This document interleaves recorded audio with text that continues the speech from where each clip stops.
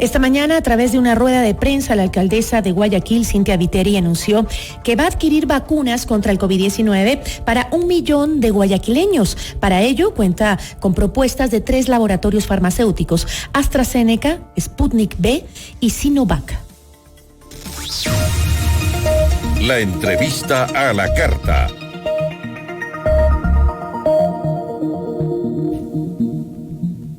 Nos acompaña a esta hora Carlos Luis Salvador, él es director de Salud e Higiene del municipio de Guayaquil. ¿Cómo está? Muy buenas tardes, gracias por estar con nosotros. Buenas tardes, muchas gracias por la invitación a este espacio de comunicación. Provecho y saludo a todo el público oyente. Muchísimas gracias, Carlos. ¿En cuánto tiempo se estima que inicie este proceso de compra de las vacunas para la población de Guayaquil?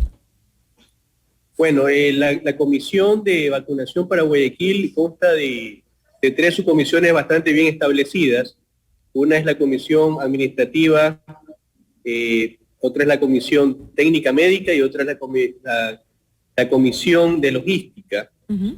El primer punto fue decidir cuáles fueron las vacunas adecuadas para nuestro medio en función de la parte técnica y de disponibilidad de aquello. Uh-huh. En este momento se encuentran reunidos la parte administrativa jurídica para analizar la parte meramente de compras públicas. Recordemos de que esto, al ser una compra a través del municipio, pues obedece a un portal de compras públicas, toma su tiempo, y una vez que ya tengamos las vacunas, las casas farmacéuticas han dicho que las primeras entregas, porque van a ser entregas diferidas, uh-huh, podría ser a partir de la compra 1 mes. Y nosotros nos demoraríamos más o menos 1 mes y medio en la aplicación de dichas vacunas. Más o menos a mitad de año, más o menos, o antes. A mitad de año, uh-huh, más o menos, tenemos previsto haber vacunado por lo menos 1 millón de personas. Ahora, entiendo, usted acaba de decir que pues todo esto se definirá con estas farmacéuticas que han hecho sus propuestas, pues AstraZeneca, Sputnik V y Sinovac, según su disponibilidad, ¿no? ¿Qué otros factores técnicos se están considerando, además de la disponibilidad que usted acaba de mencionar, para poder adquirir estos 3 tipos de vacuna? Ya, justamente el día de ayer se reunió la mesa técnica de salud con personas externas, entre ellas un investigador científico, un virólogo, infectólogos, epidemiólogos, y se determinó que no solamente el asunto va en cuestión de precios, sino también de logística. Uh-huh. Por ejemplo, estas 3 vacunas podrían ser tranquilamente conservadas en un cooler. Entonces esto nos permite no solamente tener espacios donde las personas asignadas se acerquen, sino entendemos que hay personas vulnerables o que no tienen las facilidades para movilizarse. Podríamos hacerlas de las 2 maneras. No solamente acerquen a determinado lugar, sino también que se prevé. Ahora, obviamente sería mucho más la logística y todo, como usted dice, más fácil con estas 3 vacunas que con que el gobierno central planificó hacer la primera etapa de la vacunación, que es la vacuna de Pfizer, que es la que más tiene complicaciones en su movilidad, tiene que estar a unos grados de frío mucho más difíciles o complicados, se necesita justamente enfriadores mucho más sofisticados que una simple refrigeradora o un cooler, como usted acaba de decir. Pero, por ejemplo, ¿por qué con estas 3? Usted ha dicho que no solo precios, sino también la facilidad con la que se use la vacuna.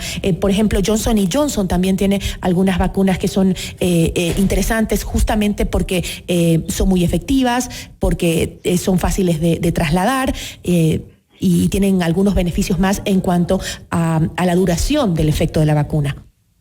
Ya, primero tenemos que establecer que el objetivo de este momento es vacunar a la mayor cantidad de personas en el menor tiempo posible. Por ejemplo, Johnson & Johnson recién, esta semana que pasó, fue aprobado por la FDA. Entendemos que tienen un problema en la producción, porque siempre, pues, al ser una vacuna norteamericana, siempre la preferencia va a ser en primera instancia en Estados Unidos, a pesar de que la iniciativa COVAX está tratando de determinar que cierta cantidad sea o esté dispuesta para países en vías de desarrollo. Ahora, Las tres marcas, ¿por qué fueron? Porque fueron las que se acercaron al municipio de Guayaquil. Nosotros desde el año pasado tuvimos acercamiento con otras casas farmacéuticas, pero se sigue la lista de cola. Entonces, si el objetivo de nosotros es vacunar en el menor tiempo posible, tenemos que ver cuáles son las opciones que nos están presentando y la disponibilidad de ellos. Entendemos que la de Johnson & Johnson es la óptima porque es una sola dosis, casi no tiene problemas en la logística, tiene menos efectos adversos, pero hasta que tengamos un cupo dentro de esa distribución nos tocará el próximo año, por esta razón que se ha y ahora, Carlos, ¿cómo piensan hacer o cómo están trabajando para identificar a las personas que ya recibieron las vacunas del gobierno, por ejemplo, con tanto hermetismo que hay en la información, para justamente ir hacia las personas que realmente lo necesiten y que no se hayan vacunado? Esta es una pregunta bastante importante. Vale recalcar que nosotros no estamos buscando trabajar aisladamente. Estamos conscientes que el Ministerio de Salud Pública es el ente regulador. La próxima semana queremos una reunión para tener una trazabilidad en los datos, para no chocarnos, poder tener recursos bien definidos. Ahora bien, la estratificación de quienes van a ser vacunados en las fases es bajo el protocolo universal de la OMS.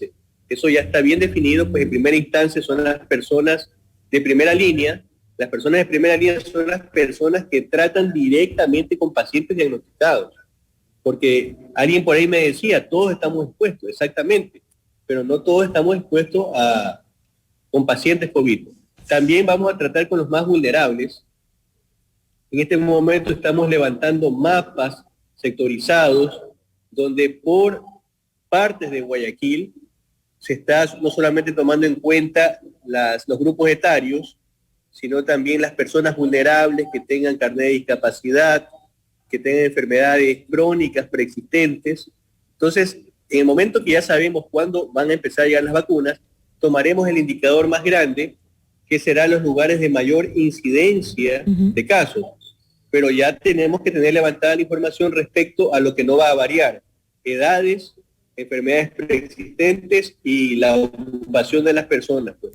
Ahora, Carlos Luis, justamente el día de ayer se reunieron varios alcaldes de distintas ciudades de Pichincha para el mismo objetivo, tratar de concretar esfuerzos para lograr traer vacunas a Pichincha, a la provincia, y poder vacunar pronto a la población. ¿No es factible que también Guayas se una, e incluso no solo Guayaquil, sino el resto de cantones también, para ese pedido o porque somos las principales ciudades, ¿no? Quito, Guayaquil, Cuenca. ¿No sería mejor unirse entre todas las ciudades de cada una de estas provincias para hacer esfuerzos conjuntos para ayudar al gobierno en la vacunación masiva? Sobre todo en las principales ciudades, ¿no? Claro, la señora alcaldesa no está cerrada a esa opción. De hecho, ha habido conversaciones un poco informales entre el señor alcalde de San Borondón y el de Durán. Estamos esperando que exista otro tipo de acercamiento un poco más formal y técnico para sumar, como usted bien lo dice, esfuerzos y hacer una compra un poco más grande. Incluso entiendo yo que hay un grupo también de alcaldías que no están de acuerdo con este proceso porque dicen de que no se cumple con la universalidad en la distribución de las vacunas, porque al ser municipios pequeños no cuentan con los recursos. En todo caso, yo creería que estos municipios que son un poco más pequeños se pueden sumar a los municipios más grandes, pues, y hacer la suma de todos los esfuerzos y hacer una sola compra. Ahora, de estas tres farmacéuticas que pues usted ha mencionado que han tenido ya acercamientos, AstraZeneca, Sputnik V y Sinovac, ¿se tiene porcentajes de cuánto se podría comprar a la una o a la otra? Todo eso va a depender no solamente de la cantidad de vacunas que cada uno de ellos tenga, sino también en cuestión de precios. Y también no solamente la cantidad, sino el tiempo de distribución. Entonces son tres variables que hay que cruzarlas para ver cuál será el porcentaje de distribución entre las tres casas. Ahora, ¿cuál es la situación actual de la ciudad de Guayaquil luego de un año de lo que se vivió en esta ciudad hermana, en donde pues vimos imágenes muy, muy dolorosas, sobre todo de la cantidad de muertos que se registraron hace un año por el COVID-19? ¿Cuál es la situación hoy en día? Bueno, desde el punto de vista epidemiológico, la Mesa de Salud del COE cantonal valora ciertos indicadores semanalmente, donde los que más nos llaman la atención son los casos confirmados por pacientes, por pruebas PCR de COVID, la ocupación de camas UCI en toda la ciudad, no solamente desde el punto de vista público, sino privado, y la cantidad de muertos diarios corroborados por pruebas PCR. En este momento, a pesar de haber pasado los eventos de las elecciones y el feriado de carnaval que vimos, tuvieron muchos excesos, ha existido un incremento pequeño pero sostenido. Quiere decir que toda la semana esa curva ha tenido una tendencia mínima pero a la alza. Lo que nos mantiene un poco más tranquilos es que, por ejemplo, se disminuyó la mortalidad de 15 pacientes que fallecían diariamente comprobados o corroborados por pruebas PCR a 11. Igual, la ocupación de camas UCI se mantiene al 98%, y esto lo estamos observando de una manera muy detenida porque ya son algunas semanas que se mantiene esta constante. Adicional de que todavía no tenemos la resultante total de los pacientes, de los pacientes que podrían venir por las festividades de carnaval. De todas maneras, nosotros termometramos diariamente el comportamiento en base a estas cifras. Ahora, si justamente los hospitales siguen a su límite prácticamente, si bien ha bajado la cifra de mortalidad, los contagios, como usted acaba de mencionar, pues han aumentado, aunque ligeramente, pero han aumentado luego de pues los eventos de reuniones masivas, feriados y todo eso. ¿Por qué el municipio de Guayaquil, o cómo entendemos que el municipio de Guayaquil, ante este panorama, permita ceremonias de graduación presenciales, por ejemplo, o de más apertura en ciertas situaciones en las que puede registrarse aglomeraciones, cuando todavía la situación es grave en Guayaquil? Claro, es importante la pregunta que usted hace para poder recalcar, porque creo que hubo un problema de falta de interpretación. Cuando se mencionó el asunto de las ceremonias, ¿verdad? Ceremonias de graduación, los lugares que se los aceptó fueron previamente revisados por protocolos. De hecho, esta cuestión la maneja es otra parte de la mesa técnica, pero sí les puedo explicar. Se vieron los protocolos, se sugirieron que sean fuera de los colegios justamente para que estén en lugares abiertos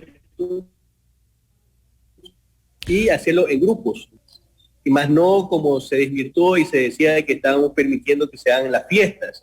Pero eso, una cosa es la ceremonia y otra cosa también es la fiesta. Adicional, pues también dentro del protocolo, pues había el asunto de evitar la aglomeración, solamente que iba el padre y la madre, y ese tipo de cosas. A ciencia cierta, o con las características específicas, no le podría mencionar porque no está dentro de mi competencia, pero sí se desvirtuó pensando que habíamos dado cabida a que hagan fiestas. No era así, sino la ceremonia y en fases. Importante aclararlo entonces. Yo le agradezco muchísimo, Carlos Luis, por habernos acompañado. Gracias por la invitación, espero vernos pronto. Gracias. Claro que sí. Carlos Luis Salvador, director de Salud e Higiene del municipio de Guayaquil, con este nuevo anuncio de que se está trabajando en esta ciudad también para la vacunación de su población con las farmacéuticas AstraZeneca, Sputnik V y Sinovac. Se espera que a mediados de año pues ya se pueda estar vacunando a cerca de 1 millón de personas en la ciudad de Guayaquil.